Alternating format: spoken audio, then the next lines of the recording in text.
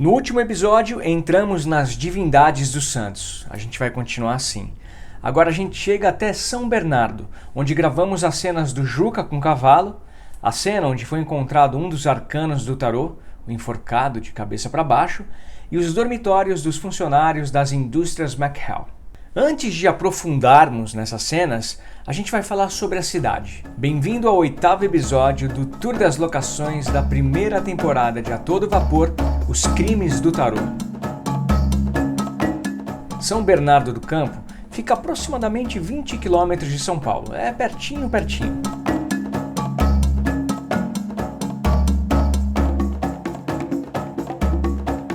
A primeira fase do povoamento do território, que atualmente compõe o município, remonta a 1553, quando, por ordem, mais uma vez, de Martim Afonso de Souza, oficializa-se o povoamento que existia serra acima. Esse povoado, cujas origens remontam, segundo algumas pesquisas, a 1549, foi criado como resultado da aproximação de um português, João Ramalho, e o senhor da nação dos Guaianazes, Tibiriçá, líder indígena aliado dos portugueses. Quem seria realmente João Ramalho? Quem foi esse homem que, na nossa ótica indígena, mereceria o mérito de ter sido ele o fundador do Brasil? Não Cabral. Esses vieram aqui em nome da coroa, ficaram 10 dias lá com os pataxós e foram embora. Deixaram tudo igual. Mais tarde, em 1532, vem Martim Afonso de Souza e já encontrou João Ramalho aqui com filhos, netos, casado com várias mulheres, porque o casamento era poligâmico e poliândrico. E ele vivendo como índio.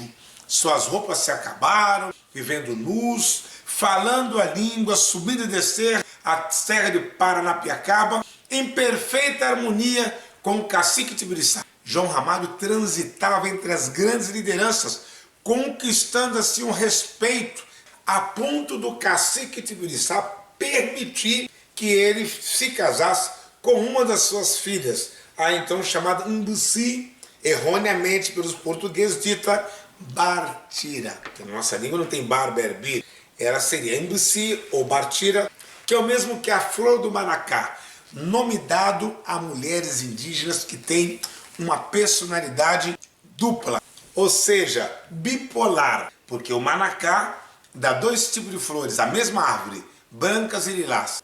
Primeiro ponto, jamais João Ramalho teria sido um escravocrata dos indígenas, que também o acolheram. Na nossa ótica, deveria ser dado a ele o mérito de ser o primeiro a criar o DNA do povo mameluco.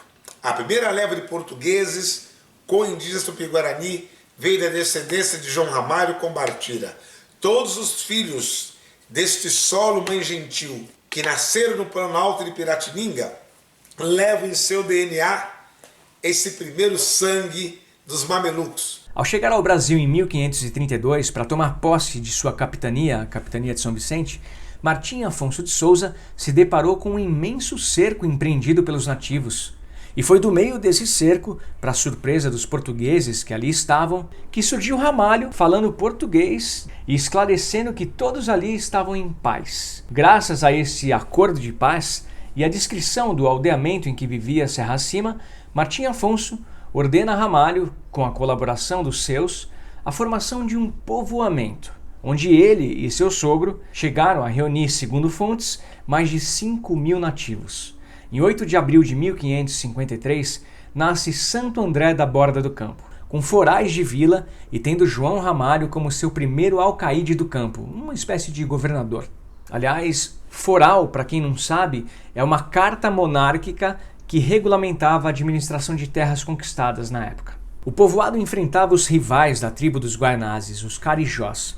Localizada em sítio desfavorável, era difícil de ser protegida e fortificada, o que resultou em diversos assaltos perpetrados pelos Carijós que colocavam sua existência em risco constante. Enfrentando toda a sorte de oposição e de ataques, a vila conheceu seu fim prematuro em 1560, quando, por ordem do governador-geral do Brasil, é extinta e tem seu pelourinho, população e forais transferidos para o Colégio de Piratininga, situado em local mais propenso à defesa e sob a tutela dos jesuítas, que criticavam a antiga vila também sob o pretexto de que ela era antro de pecadores, pela boa relação de João Ramalho com os nativos. A ele é oferecido um cargo de vereador na nova vila de São Paulo de Piratininga, cargo esse que ele recusa.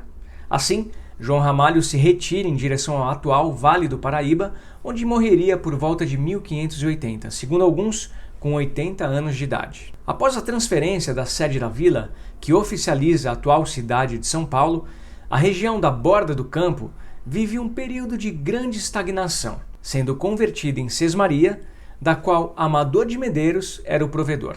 Em 1637, Miguel Aires Maldonado, genro de Amador de Medeiros, doaria a Sesmaria aos monges do mosteiro de São Bento, que a transformaram em duas grandes fazendas, a de São Caetano e a de São Bernardo. Em 1717, o abade Frei Bartolomeu da Conceição ordenara a construção de uma capela dedicada a São Bernardo. A fazenda dos monges emprestaria o nome à região, que passaria a ser conhecida como o bairro de São Bernardo da Vila de São Paulo. Ao redor da capela nasce um povoado, conhecido por várias designações, tais como São Bernardo da Borda do Campo ou simplesmente Borda do Campo. Em 1812, o Marquês de Alegrete eleva São Bernardo à freguesia do então município de São Paulo. Anos mais tarde, São Bernardo adquire o status de vila. Apesar de oficializado ainda durante o Império, o município só é instalado de fato em 1890, já durante o regime republicano com o nome de São Bernardo. A abertura da São Paulo Railway, em 1867, ligando São Paulo a Santos, corta todo o território do município de norte a sul. Porém, a estrada de ferro passa longe da sede do município. O entorno da estação de São Bernardo, atual Santo André, distante 8 quilômetros da sede do município e conhecida por Bairro da Estação ou Estação São Bernardo, experimenta um acelerado processo de desenvolvimento a partir da inauguração da ferrovia, assim como os distritos do município servidos por ela: São Caetano, Ribeirão Pires, Pilar, Mauá, Rio Grande da Serra e Alto da Serra, Paranapiacaba. A ferrovia desvia o fluxo de cargas entre o interior da província e Santos. São Bernardo, cortada pelo caminho do mar, experimenta um longo período de estagnação. Os tropeiros, que antes cortavam o núcleo urbano da cidade diariamente por conta das viagens entre São Paulo e Santos, desapareceram junto às suas tropas de mulas e seus pousos ao longo do caminho. Já os distritos cortados pela ferrovia florescem e se industrializam rapidamente, principalmente a partir do final do século XIX e início do século XX. A inauguração da Via Anchieta em 1947 acelera o crescimento de São Bernardo. Incentivadas pelas facilidades logísticas proporcionadas pela estrada, pela presença de mão de obra razoavelmente qualificada na região e também por alguns incentivos fiscais concedidos, um grande número de empresas estrangeiras se instalam na cidade. As indústrias e o enorme contingente de mão de obra que elas absorviam possibilitaram que a arrecadação da administração municipal aumentasse dezenas de vezes, transformando-a numa das cidades mais ricas do país. Rapidamente, a pequena vila do início do século XX se transforma em uma grande metrópole. Entre 1950 e 2000, o número de habitantes saltou de 30 mil para 700 mil. A partir da Lei Municipal 230 de 53, a comemoração do aniversário da cidade passou a ser oficialmente realizada na data da morte do santo homônimo São Bernardo, em 20 de agosto. Apesar da idade do município ser contada a partir de 1553, ano de fundação da vila de Santo André da Borda do Campo.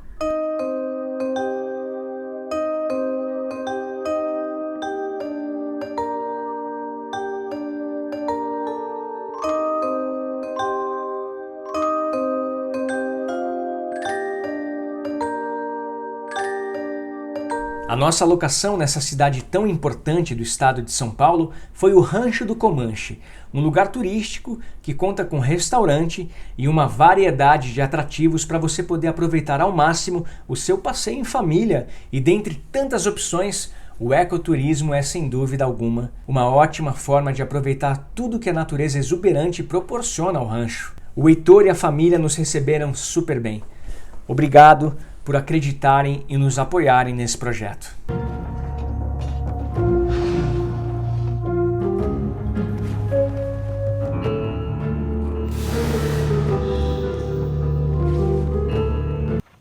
que a senhorita não esperava que eu viesse antes da cena do crime, não é? Pois bem. Não acredito que eu tô falando sozinho. Desculpa, eu não quis ofender. Aliás, você viu alguma coisa de suspeito por aqui esses dias?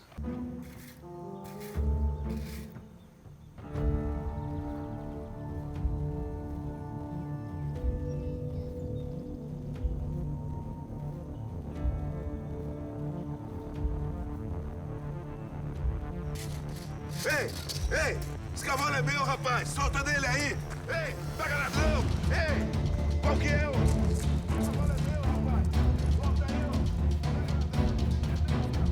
Isso, McHale. Ah, sim. É só subir nessa colina aqui. Tá bom. Obrigado, hein? Dispõe.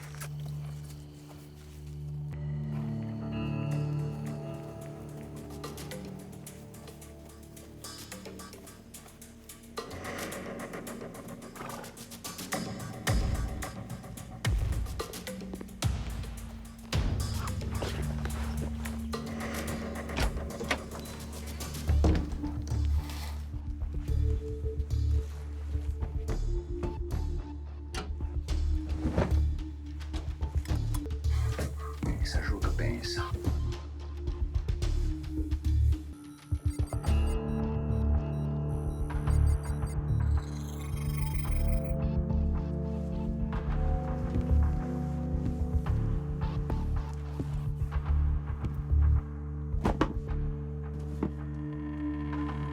Chico, cadê os outros? Eles estão com medo, senhor. Eles... Medo? Os homens estão reclamando que estão ganhando pouco. A família deles tá longe. Eles não querem ficar aqui correndo risco com esses crimes do Tinhoso. Fortes ingratos! Então só tenho vocês dois? Ok, eu já entendi. Então prestem bem atenção. Muita gente perguntou onde é a estrada que o Juca sai galopando o seu cavalo. E sim, sou eu mesmo montado no cavalo ali, sem dublês, honrando o significado do meu nome, né? Felipe quer dizer aquele que ama cavalos. O lugar fica na Estrada da Chiboca, fica bem pertinho ali do Rancho do Comanche e é uma viagem no tempo.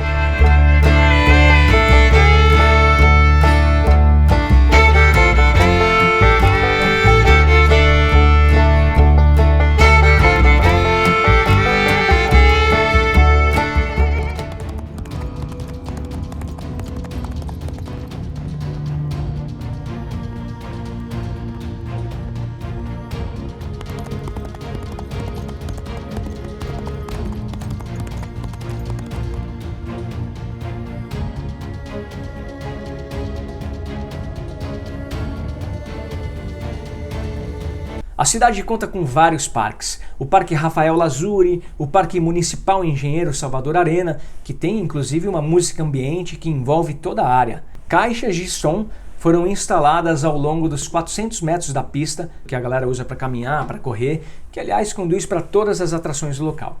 Uma delas é o aquário, com 38 metros de extensão e 400 mil litros de água doce, onde mais de 1000 carpas brancas, pretas e laranjas deslizam ou saltam para fora da água. Tem também o teatro de arena e área para fazer exercícios. Criança adora parques de diversão, não é verdade? Então que tal levar seus filhos, seus sobrinhos para um dia incrível, cheio de muitas brincadeiras na Cidade da Criança? Aliás, a Cidade da Criança foi o primeiro parque de diversão temático do Brasil, criado em outubro de 68, como um estúdio para gravação da telenovela Redenção, da extinta TV Excelsior. Mas eu sei, da bilheteira da estação, a gente vê tudo o que se passa na rua. Não perco nada, vejo tudo.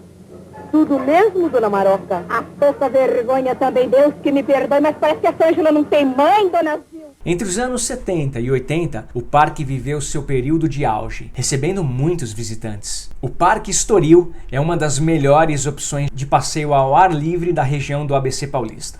Ele fica às margens da represa Billings, no Riacho Grande, e impressiona os visitantes pela beleza das águas calmas e cristalinas e torna o programa em família ainda mais legal. A principal atração do Estoril é o teleférico. Do alto, é possível ter uma visão ampla da vegetação ao redor e também da represa. O trajeto todo tem 1.200 metros ida e volta e o ponto mais alto fica a 19 metros de altura.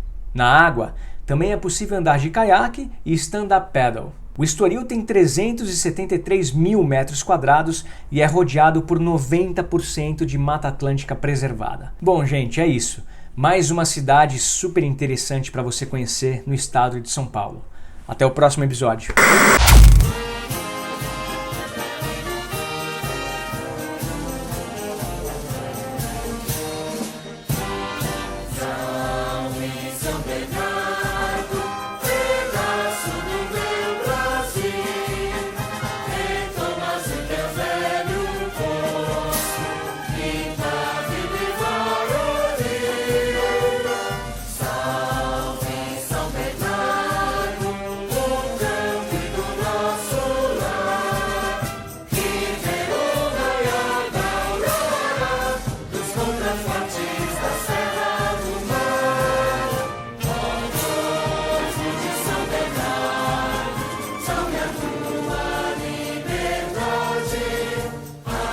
Eu nem tô vendo a madeira mexer, velho.